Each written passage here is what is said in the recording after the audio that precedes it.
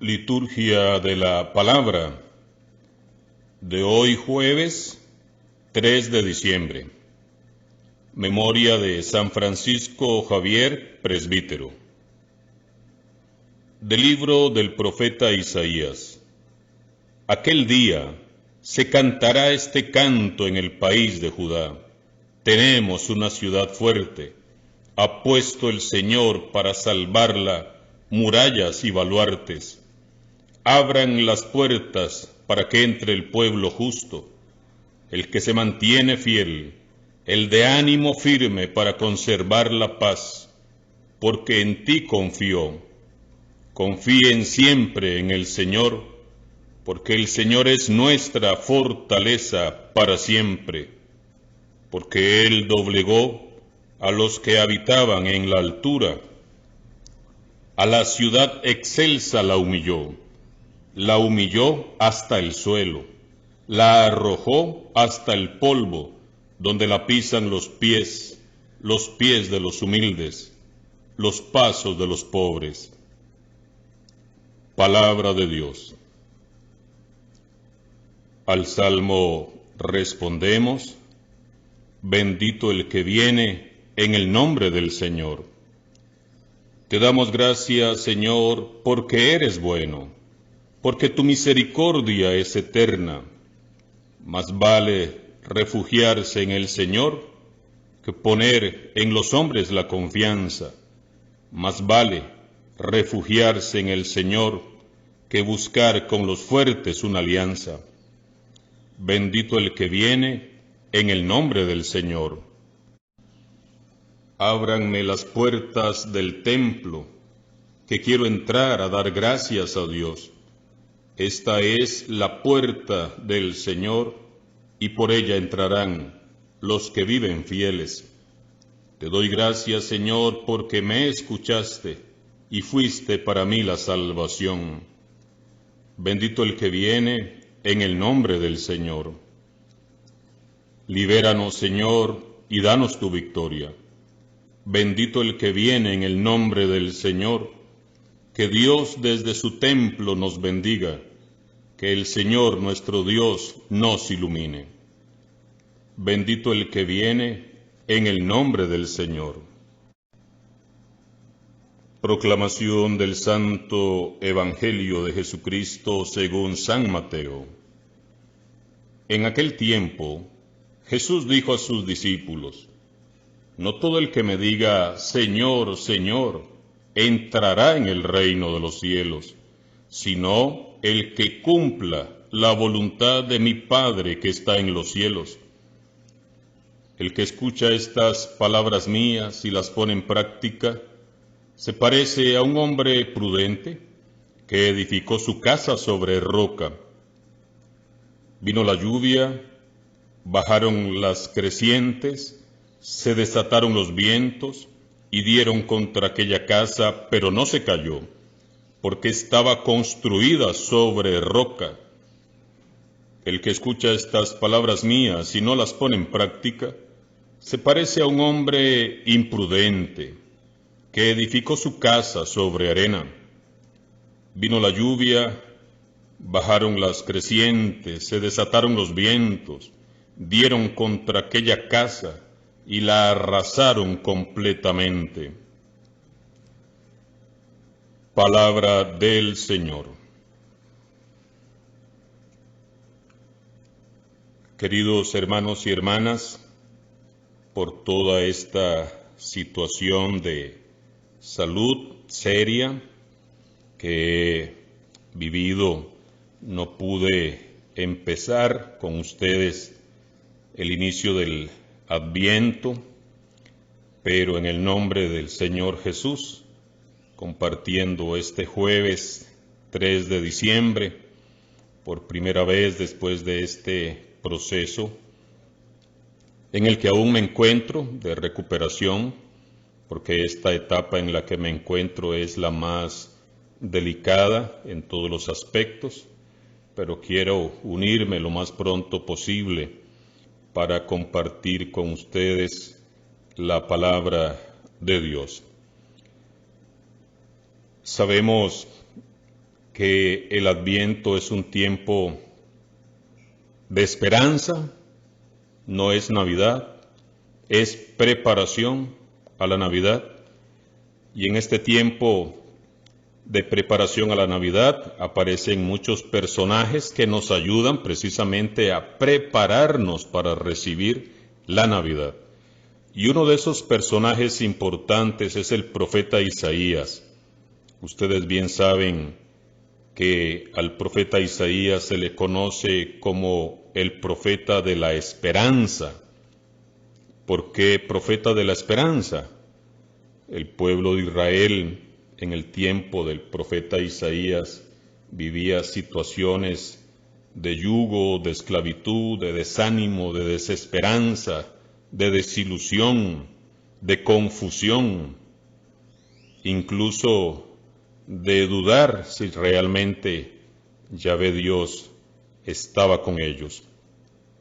Y aparece el profeta Isaías dando ánimo, dando esperanza, diciéndoles que algo nuevo va a surgir.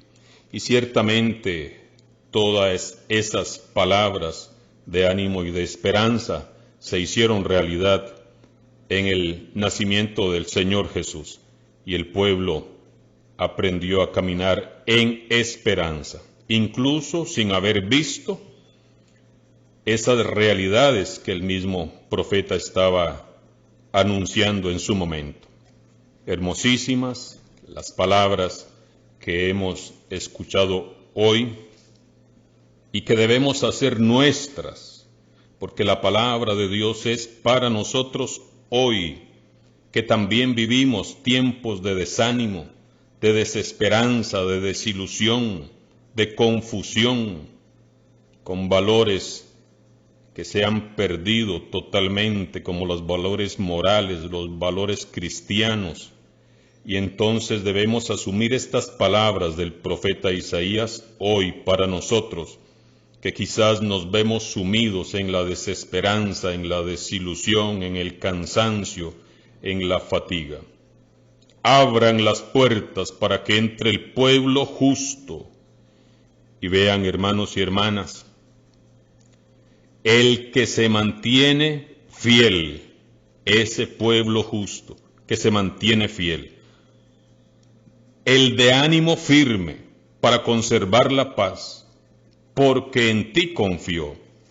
Hoy, más que nunca, debemos de mantenernos fieles al Señor, fieles a sus promesas, y mantener el ánimo firme para que podamos conservar en este ambiente la paz, en este ambiente de crisis, de enfermedad, de todo lo que estamos experimentando. Ahora, ¿por qué un cristiano puede mantenerse firme? ¿Por qué puede mantenerse fiel y con buen ánimo para poder conservar la paz? Porque confía en Dios precisamente. Y ahí viene la llamada nuevamente del profeta: confíen siempre en el Señor, porque el Señor es nuestra fortaleza para siempre, en todo momento.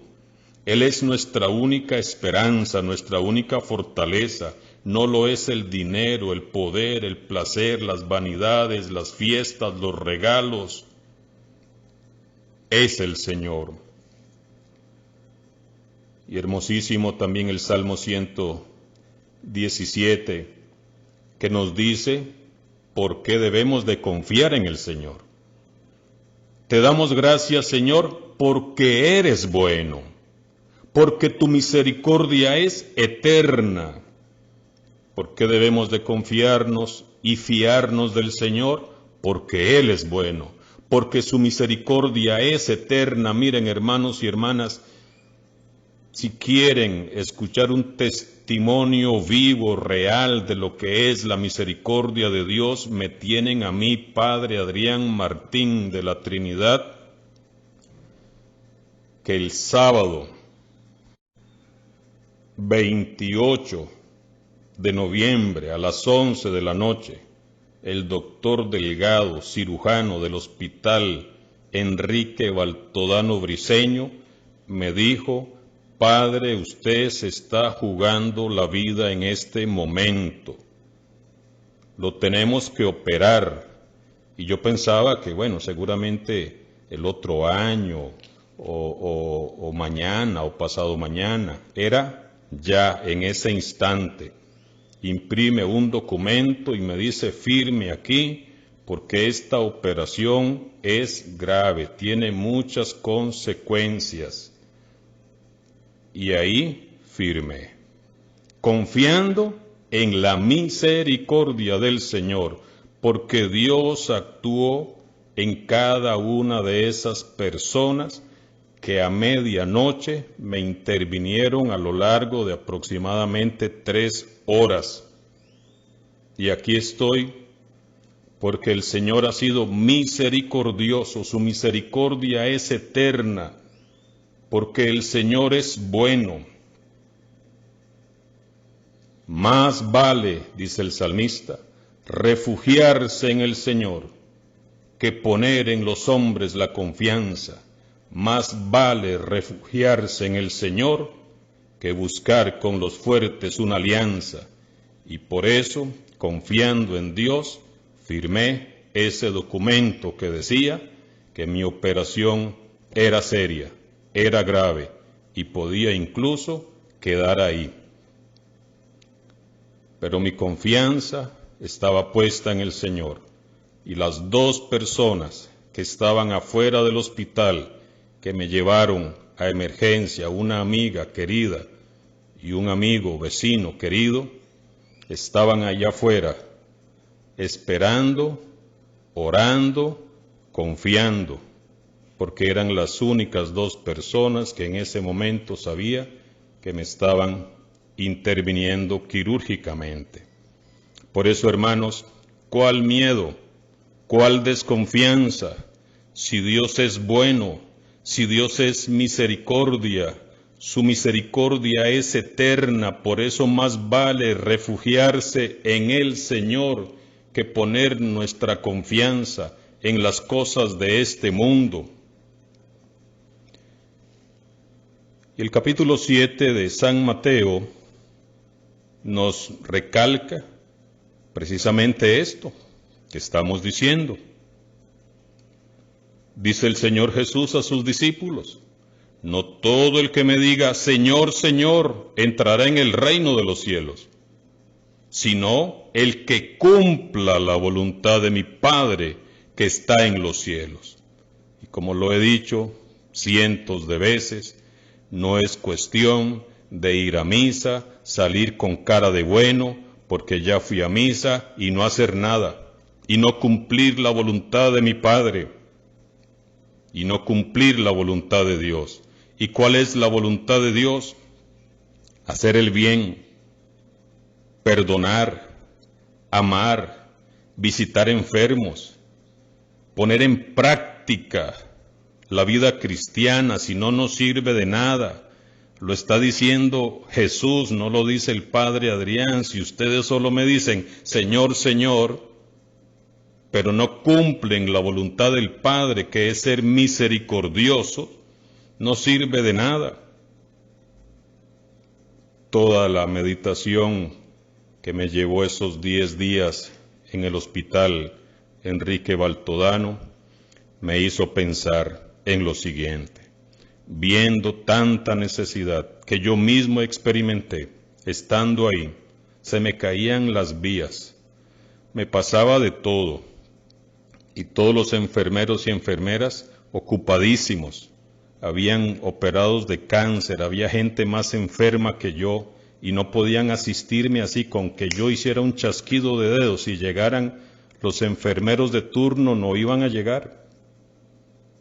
Y yo decía, Dios mío, si en cada salón de un hospital hubiese un grupo de cristianos organizados para poder ser asistentes, para poder ayudar en una necesidad, para poder estar ahí pendientes de los enfermos, qué diferente sería esta historia. Pero muchas veces nos conformamos con ser cristianos de nombre, con ser cristianos conformados, acomodados, porque fui a misa me siento bueno, pero no soy misericordioso, pero no me preocupo por cumplir la voluntad de mi Padre, del Padre Dios del cielo, de Jesucristo, que dijo: sean misericordiosos, sanen a los enfermos. Y por eso el Señor Jesús, en este capítulo 7, después de hacer esta palabra fuerte que Él está diciendo, porque yo no sé si ustedes sienten que esto es fuerte o es un vacilón, que no todo el que me diga Señor, Señor entrará en el reino de los cielos, les dice, para aclarar más, el que escucha estas palabras mías y las pone en práctica, se parece a un hombre prudente que edificó su casa sobre la roca. Vino la lluvia, bajaron las crecientes, se desataron los vientos, dieron contra aquella casa, pero no se cayó, porque estaba construida sobre la roca. El que escucha estas palabras mías y no las pone en práctica, se parece a un hombre imprudente. Otra traducción dice a un hombre necio que edificó su casa sobre la arena. Y veamos, hermanos y hermanas, las dos construcciones, el que edifica sobre roca, el que edifica sobre arena. Sobre las dos construcciones les llueve, bajan las crecientes, desatan los vientos contra la casa. La diferencia está en que una se cae y la otra se mantiene firme.